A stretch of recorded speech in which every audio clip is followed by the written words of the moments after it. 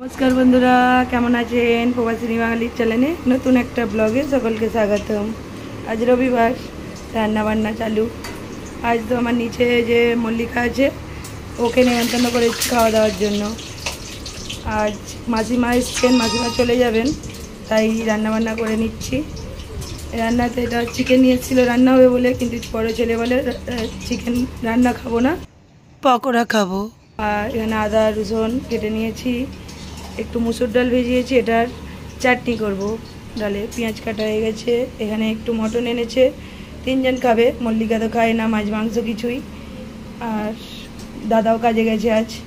এখানে আলু, বেগুন, পটল কেটে নিয়েছি, আলু মূলো কেটেছি। এখানে মটন হবে, আলুটা ভেজে নিয়েছে। আর এটা শাকের তরকারি করব, লাউ শাকের তরকারি হবে। শাকটা কাটা আছে, আর সিমটা শাকটা বাকি আছে কাটতে। আর এখানে চিকেনটা ধুয়েছি, ওদেরকে কিছুটা দিয়ে দিয়েছিলাম, আবার এসেছে খাওয়ার জন্য। আমি তো চিকেনটা ছোটো ছোটো করে পিস করছিলাম, বাকি কিছুটা হাড্ডি আগে ধোয়ার সময় ফেলেছিলাম, বাকি হাড্ডিগুলো এখানটা রেখে দিয়েছি। এসে গেছে খাওয়ার জন্য। ওরা ঠিক বুঝতে পারে, মানে হাড্ডিটা ওখানে রাখলেই নয় কীরকমভাবে গন্ধ পেয়ে যায়, ঠিক চলে আসে। আর আমাদের তো ঠিক গলাটা কেউ খেতে যায় না, ওগুলো দিয়ে দিয়ে ওরা খেয়ে নেয়। আর এখানে হাড্ডিগুলো রেখে দিয়েছি, একদিন একটু স্যুপ বানাবো। পটল ভাজা, করলা ভাজা হয়ে গেছে। এখানে মটনটা বসিয়ে দিয়েছে, আর একটু ডাল হবে, মুগ ডাল করবো।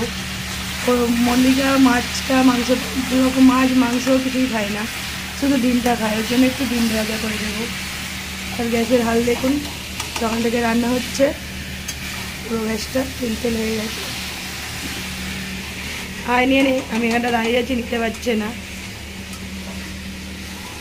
লাউ শাকের সবজির জন্য লাউ শাকটা ভেজে নিচ্ছি। একটু পালং শাক আনতে বলবো, ভুলে গেছি। আর এখানে জিরে, মৌরি, দারুচিনি, এলাচ আর সর্ষে দিয়ে এটা আমি শুকনো কলায় ভেজে, এই মশলাটাই আমি শাকে ইউজ করি। এটা বেলেনে করে পিষে নেব। এখানে ভাতটা হয়ে গেছে, আর এখানে চিকেনটা মটনটা কষিয়ে কুকারে দিয়ে দিয়েছিল, এটা হয়ে গেছে। এই যে ভেজে রেখেছি মশলাটা, জিরে আর দারুচিনি, এলাচ, এটা দিয়ে নেব। লাউ শাক করবো, পুঁই শাকটা পাইনি সেরকম ভালো, লাউ শাকটাও সেরকম ভালো নয়, তো লাউ শাকটাই করবো। লাউ শাকটা ভালোবাসি, আমাদের সবাই মোটামুটি ভালোবাসে। বেগুন, সিম, এখানে পটল কেটে নিয়েছি, এখানে আলু, এই ডাঁটা, আর এখানে আছে আলুটা, মূলো আর আলু।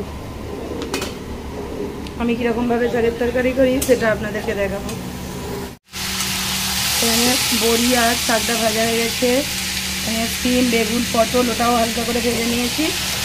আলুটা ভাজি, আলুর মধ্যেই ডাঁটাটা একটু দিয়ে ভেজে নেব। তার সঙ্গে এখানে ডালটা একটু ফাটিয়ে নিই এখান দিয়ে, আর বড়া দিয়ে চাটনি করবো চিনি দিয়ে।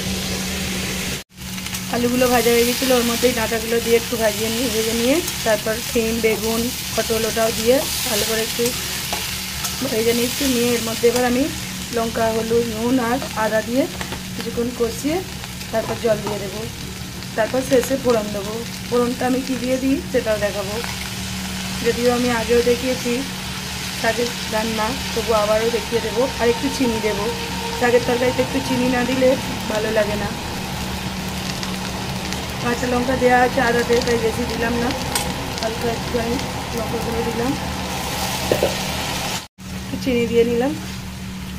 নুন, চিনি, লঙ্কা, হলুদ সবই দিয়েছি, দিয়ে কষিয়ে এটা জল দিয়ে সিদ্ধ করে নেব। আর বড়িটা ওর সঙ্গে তুলে দেবো। শাকটা কিন্তু আমি এখন দেবো না, শাকটা তো ভালো করে ভেজে রেখেছি। শাকটা ফোড়ন দেওয়ার কিছুক্ষণ আগে দিয়ে তারপর ফোড়নটা দেবো। শাকটা দিয়ে তো সিদ্ধ করে নিয়েছি, কিন্তু শাকটা তো কম হয়েছে, পালং শাকটা হলে ভালো হতো। আর এখানে লঙ্কা, তেজপাতা দিয়ে দিয়েছি, আর একটু ফোড়নে 5 ফোড়ন দিয়ে নিলাম, আর পেঁয়াজ দিয়ে নেব। শাকের সবজিতে না সেসব ফোড়নে যদি একটু পেঁয়াজ দেওয়া হয় টেস্টটা কিন্তু খুব সুন্দর হয়। এটা আমি আমার দিদির কাছ থেকে শিখেছি। হালকা পেঁয়াজটা ভেজে আর ওটা তুলে দেবো, আর এই যে পুরো মশলাটা করে রেখেছি ওটা দিয়ে নেব।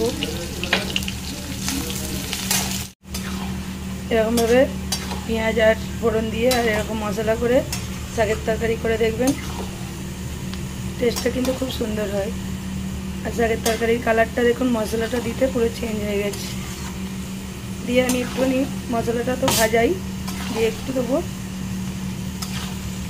ফুটিয়ে নিলাম।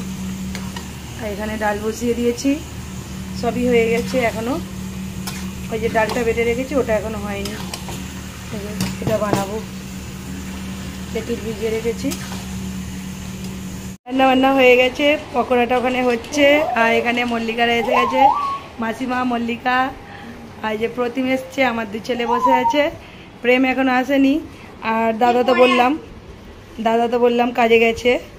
আর এখানে হচ্ছে পকোড়াটা এখনো হচ্ছে। এই যে কিছুটা হয়ে গেছে এটা। আর মল্লিকাতার তো চিকেন, মটন, মাছ কিছুই খাই না, ওর জন্য ডিম ভেজে নিয়েছি। সবই হয়ে গেছে। এখানে প্রেমও এসে গেছে, খাবারটা রেডি করে নিই, চলুন খাওয়া দাওয়াটা করবো। সবাই খেতে বসে গেছে। এই যে টিভি দেখে দেখে এদিকে দেখে দেখে খা। ওই যে সব মটন খায় না। এই যে এখানে একজন বসে আছে,